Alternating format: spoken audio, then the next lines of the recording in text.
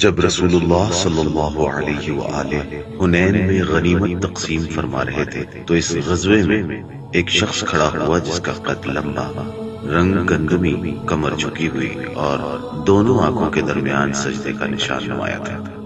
اس نے سلام کیا لیکن رسول اللہ صلی اللہ علیہ وآلہ کی خاص تعظیم نہیں کی اور کہنے لگا، میں دیکھ رہا ہوں کہ آپ ان غنائم میں کیا کر رہے ہیں۔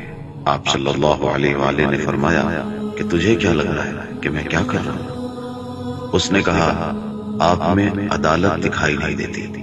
رسول اللہ صلی اللہ علیہ وآلہ کے چہرے انور پر غصے کے آثار ظاہر ہو گئے اور آپ نے فرمایا، وائے ہو تجھ پر، اگر میرے پاس عدل و انصاف نہیں تو پھر کس کے پاس ہے؟ پیغمبر کی توہین سن کر مسلمان اسے قتل کرنے کے لیے اٹھ کھڑے ہوئے تو آپ نے فرمایا، اسے چھوڑ دو، ہم قریب اس کے ایسے پیروکار پیدا ہوں گے جو دین سے اس طرح باہر نکلیں گے جیسے تیر کمان سے، اور اللہ سبحانہ وتعالی میرے بعد انہیں ایسے شخص کے ہاتھوں قتل کروائے گا جو اس کے نزدیک میرے بعد سب سے زیادہ محبوب ہوگا۔